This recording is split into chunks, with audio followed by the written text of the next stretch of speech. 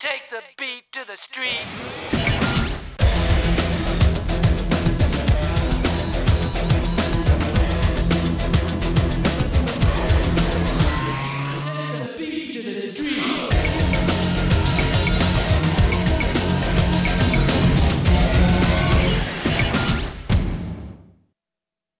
Živjo. Ekipa brez panike ne počiva niti med počitnicami. Nocoj vas bo nasmajal šarmantni Vid Valič, v Atene pa vas bo popeljal novomeški fotograf Boštjan Pucelj. Če vas zanima, kaj novega se dogaja na novomeški glasbeni sceni, ne spregledajte prispevka o mladih dijaških bendih. Za vse, ki imate radi kitarske ritme, pa bo spregovoril Jernej Zoran. Pa začnimo.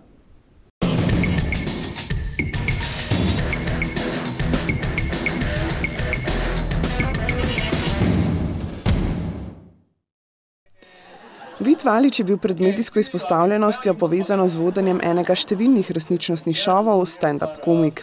To je še danes njegova strast, ki jo je prikazal tudi na nastopu v novomeškem Lokalpatriotu, kjer sta se mu na odru pridružila še prijatelja Mirza Tvrtković in Sašo Stare.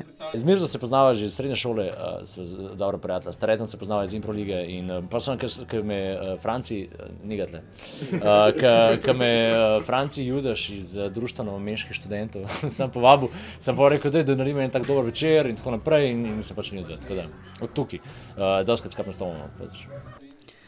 Scena komedijantov je pri nas vedno bolj razvita, kar se kaže tako v številu ljudi, ki se s tem ukvarjajo, kot s številnimi stand-up večeri, ki so postali klubska stalnica. Mislim, da gre ta krivulja navzgor. Začela se je s tem grešnikom tukaj. Ne, z mano pa še... Ja, ampak začela se je strmo pospenjati navzgor. Po njegovi zaslugi sem tudi sam začel, pa mislim, da je Vid v pogumu kar enih ljudi, da si dajo duška na odru. In se grejo sramotit gor. Ja. Tako da jaz sem se že kar parkrat osramotil, pa mislim, da sem dobil debelo kožo. Tako da probite. Verjetno pa ni komika, ki se mu na odru še ne bi primerilo, da preprosto zmrzne ali da ga publika ne sprejme. Probaš najti nekaj, kar jih bo kliknilo, nekaj, kar jih bo, kako jih boš nazaj dobil. Zdaj, najlažja stvar je, da greš komentirati, kar se je ravnokar zgodilo, ne? Sprav, da greš komentirati, tole pa res ni šlo čez. To je bila pa ena najslabših for za vas. Jaz sem to foro že govoril drugje in so se smejali. Tako da nekaj ni problem v meni, problem je v vas. Veš, tako nekaj iz tega ven vleč, zato da jih potem spet nazaj dobiš v energijo, ne? Tako da to je po mojem tudi najbolj pametna stvar, ki jih lahko narediš. Ker če friznaš, pa če pustiš to, da te ta energija, ta nerodnost, ki se je naenkrat vzpostavlja, da se te začne lotevati, ne, tudi tebe, pa si izgubil. Ker ti moraš v bistvu vleči ljudi k svoji energiji, k sebi. Publika je včasih pač enostavno zahtevna. Mislim, da se vse je odvisno od tega, kako po moje predstavaš to. Ker če si prijazen, pa to lahko vsakmu vse, a veš, kaj je narobe s tvojo faco? A veš, ne, pa se smeješ, pa je fino. A če bi rekel, kaj je narobe s tvojo faco, pa ni smešen toliko.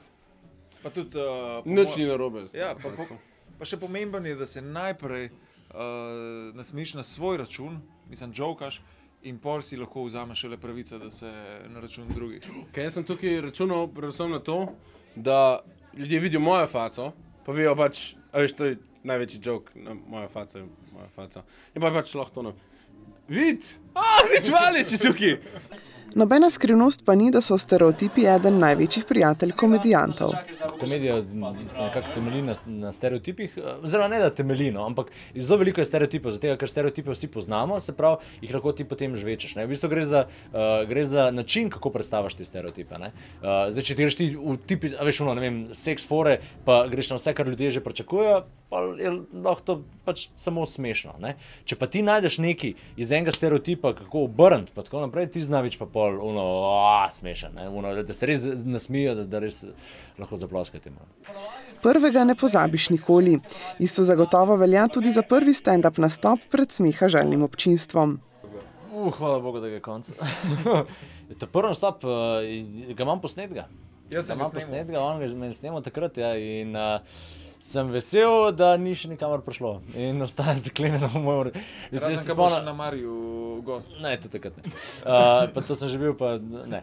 Ampak, veš kaj, spomnim se tega občutka, kako je bilo, koliko moram enih to opaziti, to na tretji, četrto, in sem bil živčen in tudi ni bil čisto prav ambient in tako naprej. Ta drug, naprimer, je bil šele ki me je potem res zagrabil. Ta drug nastop je bil pa v Kudu France Prešeren, preko Impro lige se je organizirali, nas je 5 nastopil, takrat sem dobil pa sem dobil ta prav ambient, ta pravo publiko. Pomislite, če ste kdajkoli imeli kakršnekoli probleme s komerkoli, ste z njim skadili joint, pa si mi zažgal avto. Malo vse oga, a razumete, ne? A veš, veliko manj problemov bi bilo. Tako vprašam, a ste kdaj slišali, da je šla Jamajka v vojno?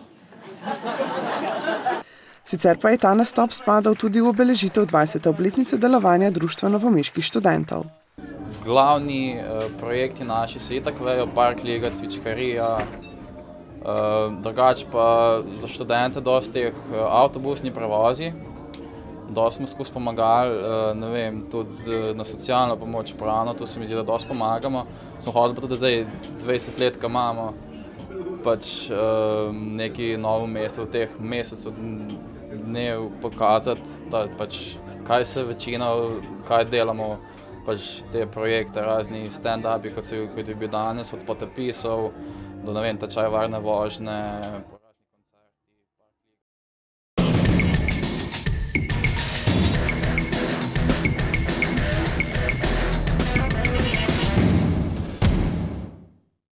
Novomeški kitarist Jernej Zoran, ki je spomladi pri založbi Menart izdal svojo drugo ploščo Stratosfera, nadaljuje z njeno promocijo. Na radijske postaje je poslal že 4. singel Vse ti dam. To je bolj taka na easy pesnica, če bi recimo Vegas tako družbeno kritična, je Vse ti dam, ena taka preprosta ljubezenska pesem. Tudi take morajo biti, ne. Tudi tokrat je Jernej poskrbel za besedilo, glasbo, aranžma in produkcijo. Za mikrofonom je pri pesmi Vse ti dam gostil Saša Džukića. Prvič smo sodelovali, ko sem bil pred DMP, je zapel komad Komu zvoni in res prepričljivo, tako da to je tak pop komad in sem se na njega spomnil, sem rekel, tole bi ga pa njega mogoče znalo zanimati, no, in je takoj z navdušenjem sprejel in tudi svojo vlogo odlično opravil, ne. Da bi bila novomeška naveza še popolnejša, se jima je na bobnih pridružil bobnar zasedbe Dan D, Dušan Obradinović. Stari prijatelji morajo včasih kar sodelovati, ne. Čisto preprosto. On je sicer na plošči Stratosfere odigral, mislim, da 4 komade, drugo sta odigrala Miro Tomšič pa Miha Recelj, Obra je pa 4 komade od bobnov in eden od teh komadov je tudi Vse ti dam. Za skladbo Vse ti dam so sicer posneli tudi videospot. Najprej naj povem, da ga je režiral Robi Dvoršek, tako kot Vegas, možakar iz Krškega. Svoje delo je krasno opravil, zelo gledljiv, lep spot je naredil. Snemali smo pa v Sevnici in sicer, mislim, da je kulturni dom nekaj takega, tak dober ambient, tako da luštno je bilo, no.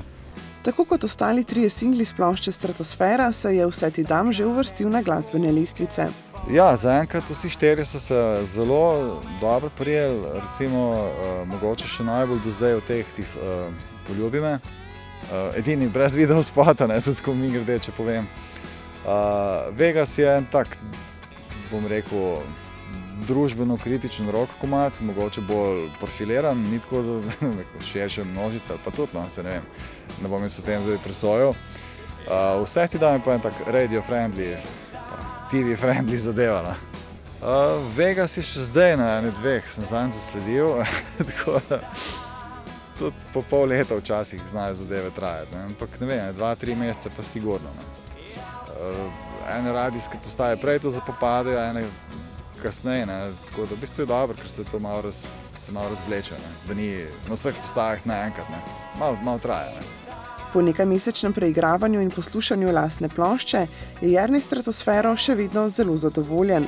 Kot pravi, pa je tudi odziv publike še vedno dober. V prosti prodaji plošče ni, je na iTunesih na voljo. Dal sem natisniti omejeno število fizičnih zgoščenk, tlačenk, karkoli že, ne, CD-jev. Lahko tudi poslušalci prek mojega Facebooka ali pa spletne strani zadevo naročijo. Sami kritiški odzivi so pa odlični. Tako ploščo so zelo pohvalili in to je nadaljna motivacija, da dobro delam in da s polno paro naprej. Z bendom Ministrstvo resnice Jernej že predstavlja komade iz zadnje plošče. Sproti pa nastaja tudi nov material. Zdaj z zasedbo Ministrstvo resnice, prvi špili so že za nami. Zdaj je ena taka manjša klubska turneja nas še jesen čaka, ki se bo seveda verjetno zavlekla v zimske mesece. Spomladi pa tudi bomo kakšen večji oder preizkusili. Počas pa tudi se lotevam že novih komadov. Zdaj prva ideja že sortiram, jih zberam, se odločam, v katero smer bi zadevo peljal, tako da se skozi nekaj dogaja pestro. Hvala.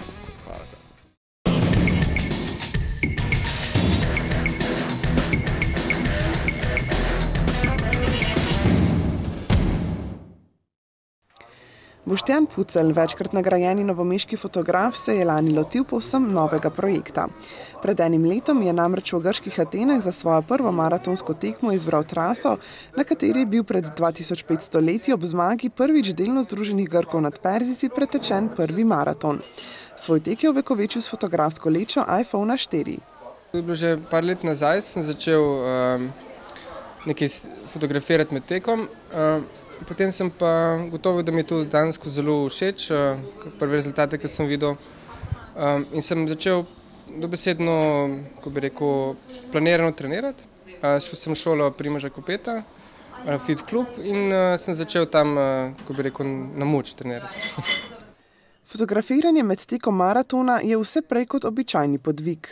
Dejansko je tako, pri tem konkretno pri maratonu sem se skoncentriral izključno samo na tek, zato ker sem bil zelo nesamozavesten, sem samo razdaljo, ker nisem nikoli se veliko s tekom ukvarjal.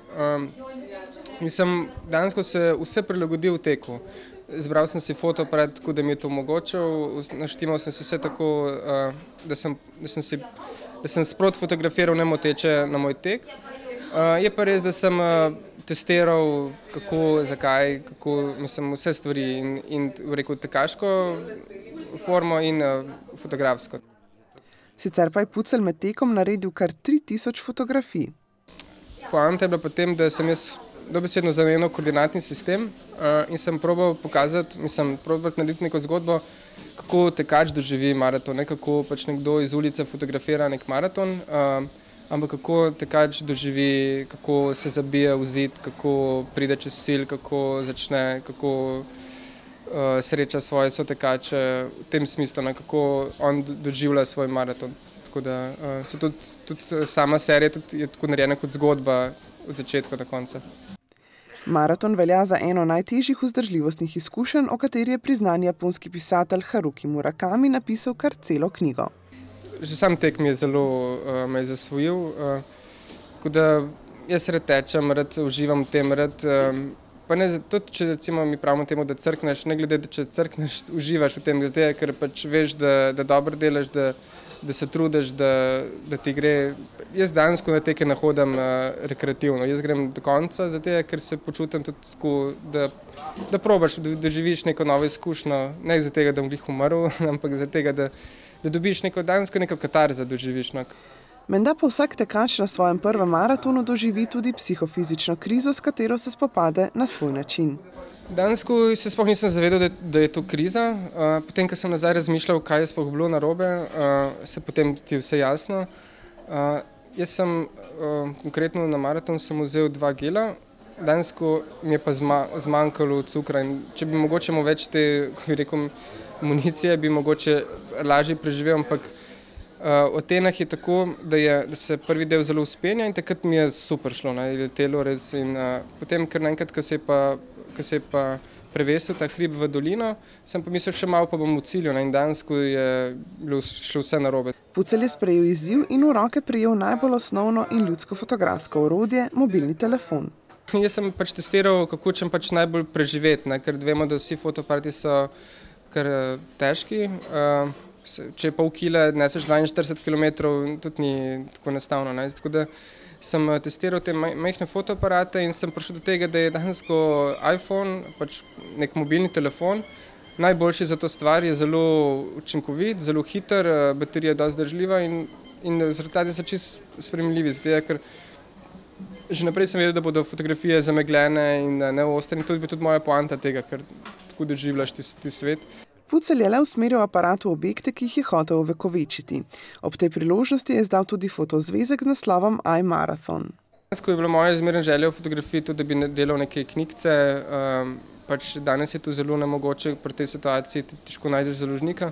Tako da se je pa porodila zdaj zadnja leta nove variante, pač tiska in sem začel delati neke te fotozvezke, jaz pravim. Prvega sem naredil leta 2008, ker sem dobil tudi to nagrado knjigo umetnika. In takrat sem videl, da danes to zelo kvalitetna stvar lahko nastane, tudi zanimiva za druge, tudi nekomu lahko lažje nekaj pokažeš. Tako da zdaj probam te serije, ki jih pač delam, nekako zaviti v neke manjše publikacije. Fotografska razstava Boštjana Puclja bo v novomeški čajarni Stari most na ogled do 16. decembra.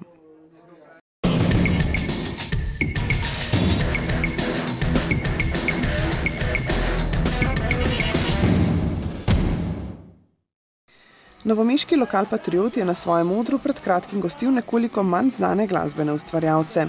Nastopili so namreč 3 dijaški bendi, Endless, Seduct in dekliška skupina Riot. V bistvu bo ravno eno leto kmalu, odkar smo se skupaj zbrali. In ne vem, mislim, midva sva že prej igrala v drugih bendih, pa smo pa še bobnarja našli, tako nekako. Ja, naša prednost je, da smo same punce, tako smo bile že v prejšnjih sestavljenih bendih, ker z muziko se poznamo že dolgo časa, to je novo nastal bend, ampak so stari člani prejšnjih zasedb. Naprimer Silence Abuse pa Oktober smo bili prej.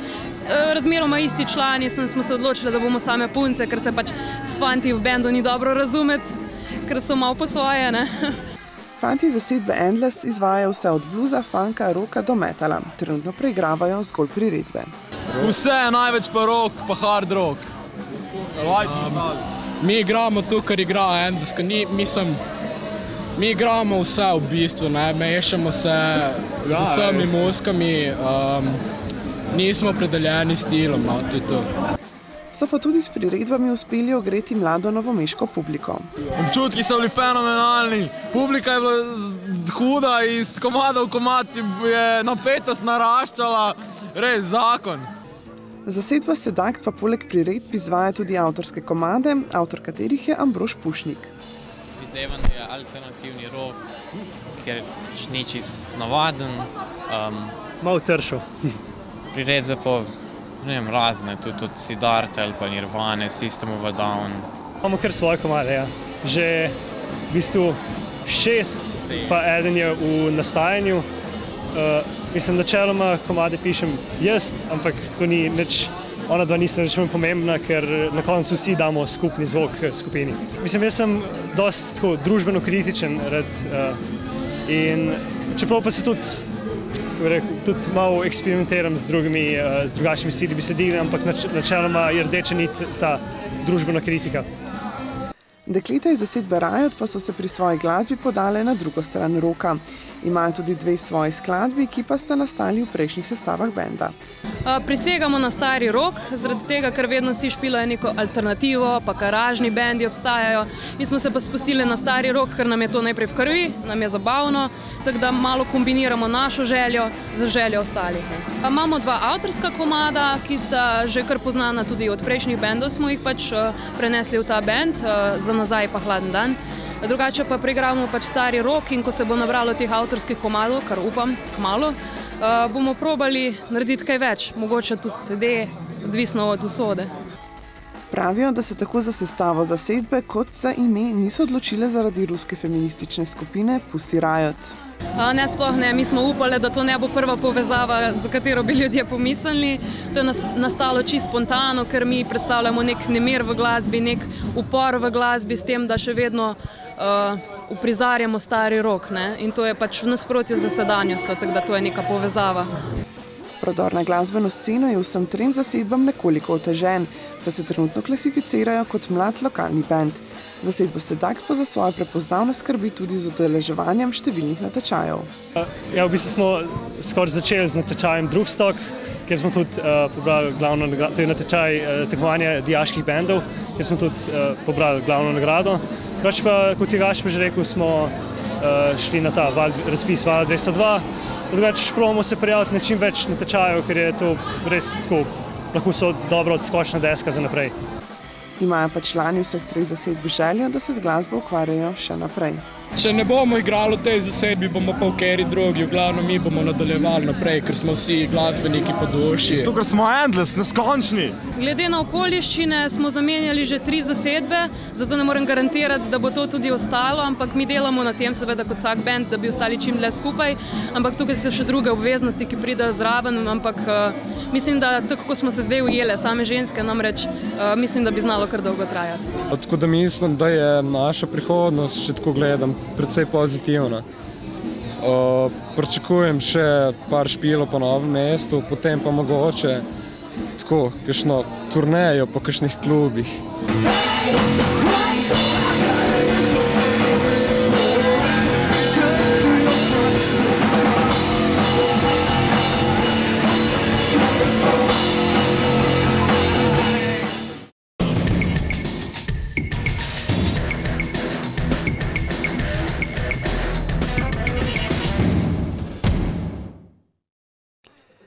Pivo je za številne mnogo več kot le poletna osvežitev.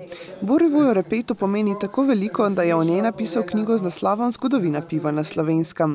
V njej podaja svoje bogato znanje o pivu, njegovi kulturni zgodovini od začetkov do danes, proizvajanju in deželah z največjo pivovarsko tradicijo s posebnim poudarkom na zgodovini piva in pivovarstva pri nas. Pivom se ukvarjam že zelo dolgo časa, začelo se je z zbirko pivskih etiket. Potem sem pa, seveda človek se poglobi not in vidi, da niso samo etikete pa znamke piva, ampak da je tle tudi neka zgodovina pa razvitost zelo različna in se seveda čim se zbirka veča, se veča tudi zanimanje za to. In potem človek začne počasi raziskovati in tako sem se lotil raziskave seveda slovenskega pivovarstva. V Sloveniji pa ne poznamo le zeleno ali rdečo nalepko na steklenici. Kljub vsemu, da je bilo recimo v Sloveniji pivo nikoli ni bilo ravno prioriteta, ker smo bolj vinska dežela, ampak kljub temu obstoji v Sloveniji okoli 100 zgodovinskih pivovarn. To se pravi, to so vse tiste, ki so delale nekje do Prve svetovne vojne. Potem, po Prvi svetovni vojni je prišlo do povezovanja, do zapiranja manjših pivovarn, recimo Vrhnika, Mengeš, Kočevje. Prav manjše pivovarne so tiste, ki danes skrbijo za raznolikost piva pri nas. To je bilo stanje po Drugi svetovni vojni. Potem je Talis počasi propadal do začetka tega tisočletja in sta ostali samo 2 pivovarni. V tistem času smo bili pa že priča nastajanju številnih mikropivovarn, ki danes skrbijo za popestritev ponudbe in tudi v zadnjem času lahko rečemo mirno tudi izboljšanju kakovosti piva. No, zdaj v Sloveniji deluje istočasno okoli 30 mikropivovarn. Samo to število se stalno menja. Seveda pa Slovenija še zdaleč ne izstopa po svoji pivovarski raznolikosti v evropskem ali svetovnem merilu. Največ vrst ima po vsej verjetnosti Belgija, kljub temu, da je majhna, potem Nemčija ima tudi precej, ampak belgijska specifika je pa prav, vsaka majhna pivovarna ima pravzaprav neko svojo vrsto piva. Tako da ponuja, da Belgijci imajo tudi recimo izbor pšeničnega piva, potem piva spontane fermentacije, ki je drugje v svetu skoraj neznano. Obenem imajo pa tudi seveda velike pivovarne, ki ponujajo klasične piva tipa Ležak. O statusu piva, njegovi cenjenosti in pivski kulturi na Slovenskem pa ni preveč navdušen. Pri nas še vedno velja sardonični Dajen Per, ne da bi si delali preglavice, da tudi za pivo, kakor za vino veljajo merila kakovosti, pravi Repe. Pivska kultura je žal še vedno zelo nizka.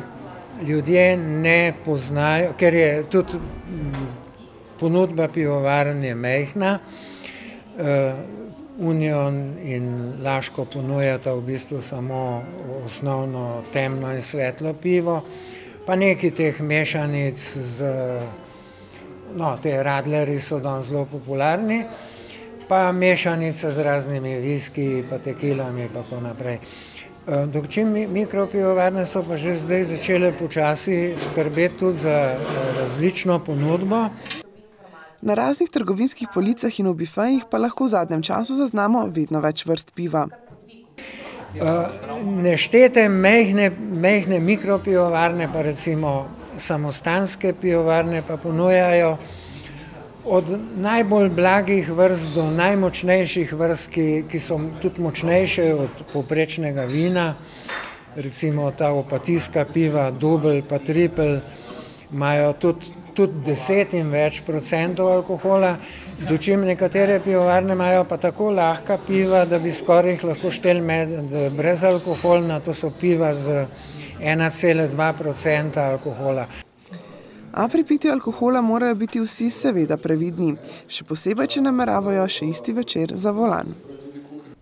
To je za danes vse. Bodite z nami spet čez 14 dni, ko vam bomo ponudili svežo bero koncertnih in drugih dogodkov mladih in za mlade. Do takrat pa, brez panike. Vse, ja vse.